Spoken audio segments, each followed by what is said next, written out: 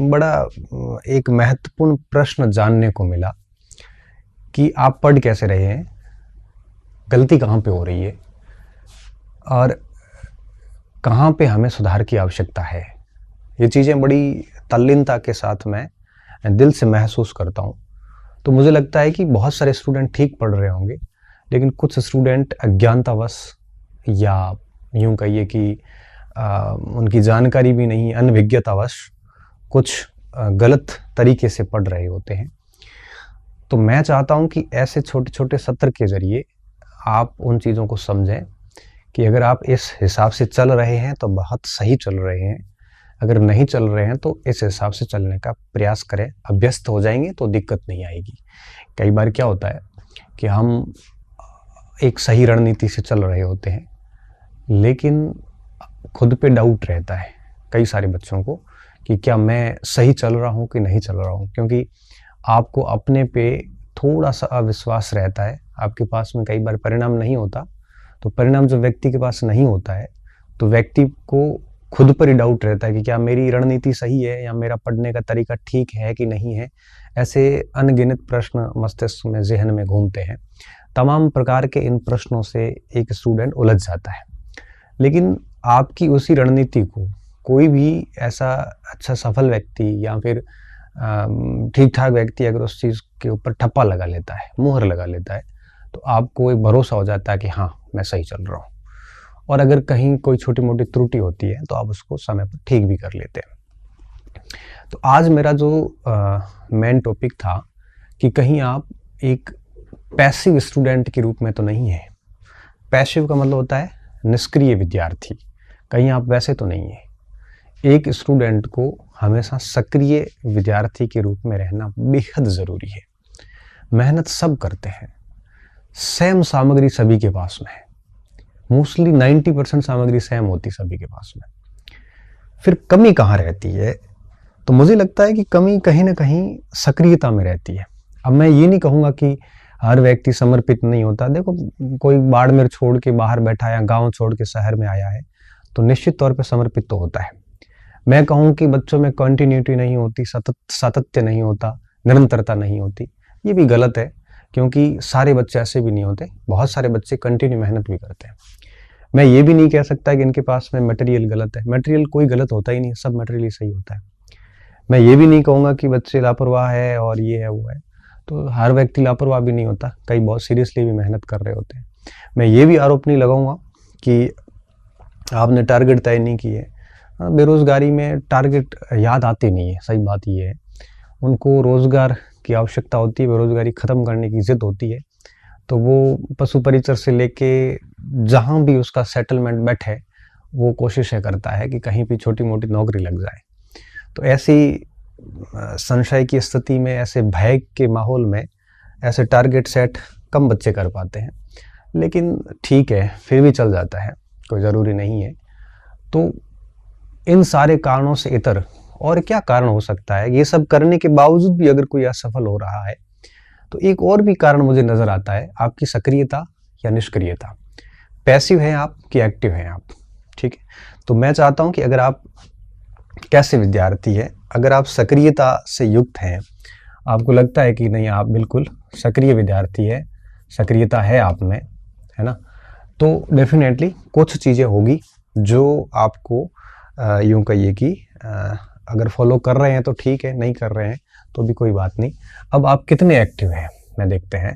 सबसे पहली चीज़, एक सक्रिय विद्यार्थी क्या कर सकता है? एक एक्टिव स्टूडेंट जो होता है, एक्टिव स्टूडेंट जब भी पढ़ता है उसका मस्तिष्क जो है वो कैसे काम करता होगा? अगर नहीं कर रहा था आप इसका अभ्यास करना। पहली चीज़, सबसे पहली बात, जब भी आप कोई टॉपिक पढ़ रहे होते हैं तो एक निष्क्रिय स्टूडेंट क्या करता है कि बस लाइन टू लाइन पढ़ता जाता है। उसको कुछ समझ में नहीं आ रहा है कि वो पढ़ क्या रहा है।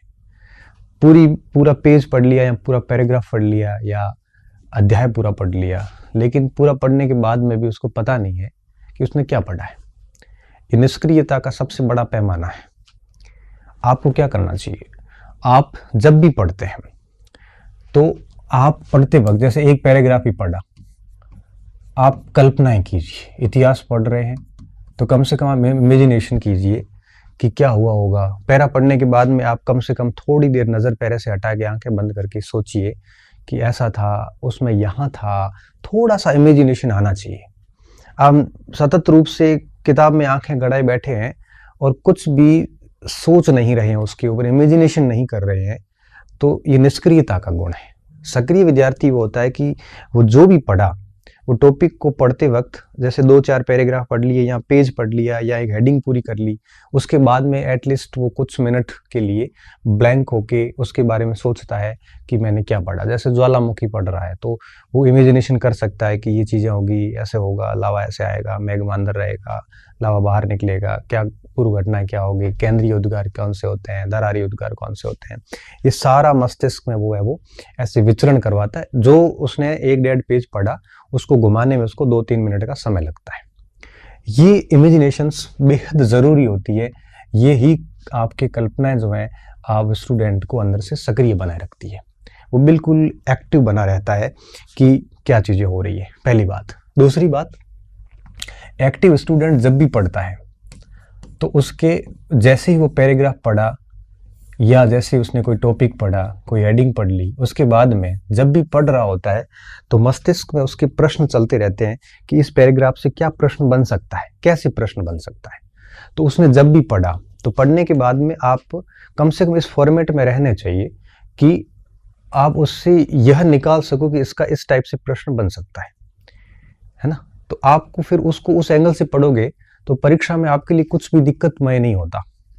ये प्रश्न बनाना बहुत ज़रूरी होता है दिमाग के अंदर। और यह कहाँ से आता है? यह तब आता है जब आप पुराने जो भी प्रश्न होते हैं उनका जितना अधिक अभ्यास करते हैं, है ना। प्रीवियस ईयर्स क्वेश्चंस का अभ्यास जितना अधिक होता है उतना ही यह प्रश्न बनाने की आपकी कैपेसिटी जो है वो बढ़ती जाती है। मैंने देखा है स्टूडेंट क्या करते हैं, 2 तरीके अपनाते हैं। कुछ स्टूडेंट ऐसे होते हैं जो प्रश्न पढ़ने के बाद टॉपिक को समझने की कोशिश करते हैं। बड़ा गलत तरीका, बड़ा वाहियात तरीका है कि आप प्रश्नों की व्याख्याओं से टॉपिक समझते हो। ये गलत तरीका है। होना क्या चाहिए कि आपने एक अवधारणा को समझ लिया।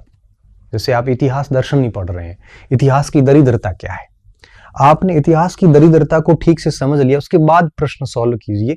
आप अपने कंसेप्ट से प्रश्न को सॉल्यूशन करना सीखिए, न कि आप प्रश्नों को करने के बाद उनकी जो व्याख्याएं दी है उससे आप अगर कंसेप्ट तैयार करोगे तो कंसेप्ट आधा अधूरा तैयार होगा। क्योंकि अब प्रश्नों के नीचे की व्याख्या प्रश्न के अकॉर्डिंग होती है, वो समग्रता से तैयार नहीं कर सकते, वो टिप टिप होता है, कुछ कुछ पॉइंट्स एस्पेक्ट्स कवर होते हैं। तो आपको प्रश्न बनाना आना चाहिए हर पैराग्राफ से। और तीसरी बात कि आप क्या करो, आप अवधारणा पहले पढ़िए और अवधारणा कंसेप्ट समझने के बाद में, जैसे अवधारणा होती है उसके बाद में प्रश्न हल कीजिए, उसके बाद इनकी व्याख्याएं पढ़िए।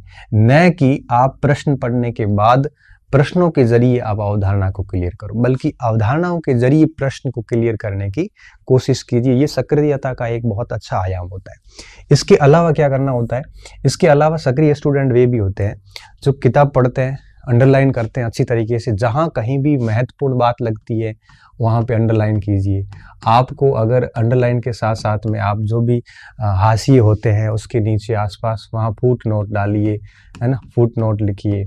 क्योंकि ये चीज़ें होती है ना, ये जब आप रिवीजन कर रहे होते हैं तब आपका ध्यान सीधा उन बिंदुओं पे पड़ता है और आप उनको बहुत व्यवस्थित तरीके से फुट नोट्स को जो है वो आपको ध्यान में आएंगे। आप वहाँ बढ़िया तरीके से रिवीजन जो है वो कर सकते हैं। ये करना बहुत ज़रूरी होता है।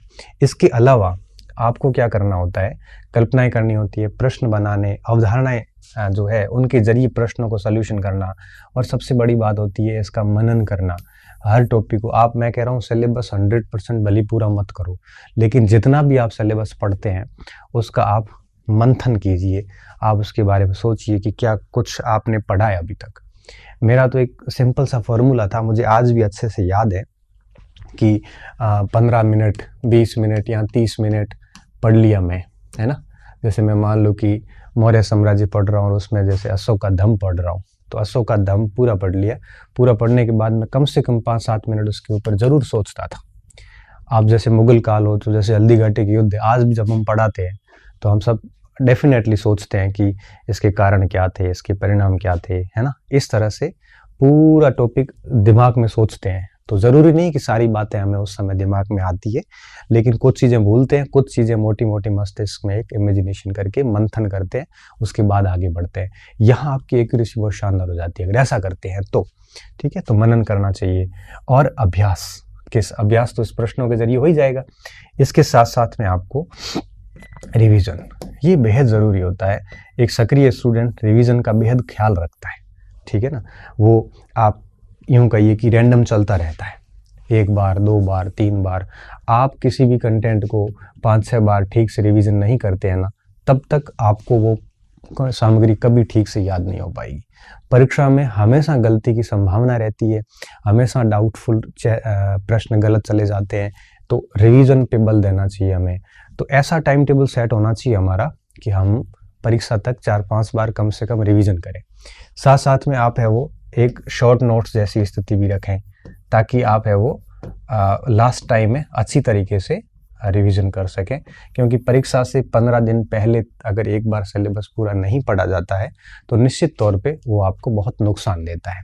आप कितनी भी पढ़ाई कर लो, लेकिन एग्ज़ाम टाइम में 15 दिन पहले एक बार सिलेबस को आंखों से निकाल दिया जाता है तो अलग लेवल का कॉन्फिडेंस आता है, और कॉन्फिडेंस से व्यक्ति बहुत कुछ कर जाता है। ठीक है, ये चीज़ें करनी बहुत ज़रूरी है, ये एक एक्टिव स्टूडेंट की निशानी होती है। ठीक है, बाकी अगर आप ये सोचते हैं कि बस आप एक उपन्यास की भांति या अखबार की भांति पुस्तक को पढ़ते जाओगे, तो निश्चित तौर पे आप है वो उसमें न प्रश्न बनाने की आपकी क्षमता होगी, न आप उन चीज़ों को मस्तिष्क में क्रिएट कर सकते हो, कल्पना भी नहीं कर सकते। प्रश्न देखोगे तो नया नया सवाल लगेगा, भले आपने किताब में अंडरलाइन कर रखी है, लेकिन पेपर में जब वो प्रश्न देखोगे तो आपको लगेगा जैसे आपने पहली बार इसको पढ़ा है। ऐसी स्थिति आ जाती है अगर हम ये चीज़ें नहीं करते हैं तो आप इस तरह से सक्रिय स्टूडेंट बने, और साथ साथ में लिमिटेड मटेरियल रखें और कंटिन्यू उसका करें। टेस्ट सीरीज़ वगैरह दें ना दें, लेकिन पुराने प्रश्नों का अभ्यास भरपूर कीजिए। इससे आपको प्रश्न बनाने आ जाएंगे, इससे आपका रिवीजन भी हो जाता है, इससे आपको पता चल जाता है कि महत्वपूर्ण चीज़ें क्या है। नोट्स शॉर्ट वगैरह किताब में वगैरह ऐसा करके रखो कि एग्ज़ाम से 15 दिन पहले आप सिलेबस को मोटा मोटा है वो रिवाइज कर सको। इस तरह से चलिए। बाकी डेली 5-7 घंटे अगर ठीक ठाक पढ़ लेते हैं तो मुझे लगता है कि इन तरीक़ों से पढ़ते हैं तो आराम से चीज़ें हैं वो ठीक हो जाती है। तो एक स्टूडेंट को हमेशा एक सक्रिय विद्यार्थी के रूप में रहना है। निष्क्रिय विद्यार्थी 10 घंटे 12 घंटे भी डेली पढ़ेंगे ना तो भी रिजल्ट बड़े मुश्किल से निकलते हैं। और एक ऐसा एक्टिव स्टूडेंट 6-7 महीने भी ठीक से पढ़ लेता है तो निश्चित तौर पे एक अच्छा परिणाम जो है वो दे सकता है। ठीक है, बहुत बहुत धन्यवाद विद्यार्थियों। अच्छे रहिए, मस्त रहिए और पढ़ते रहिए। और ऐसा कोई और विषय आपके जहन में हो जो कन्फ्यूज़ कर रहा हो तो आप लिख लेना, फिर कभी वीडियो बना के आपको मोटिवेट कर लेंगे। पुनः धन्यवाद। मोटिवेट नहीं, मार्गदर्शन कर देंगे। धन्यवाद।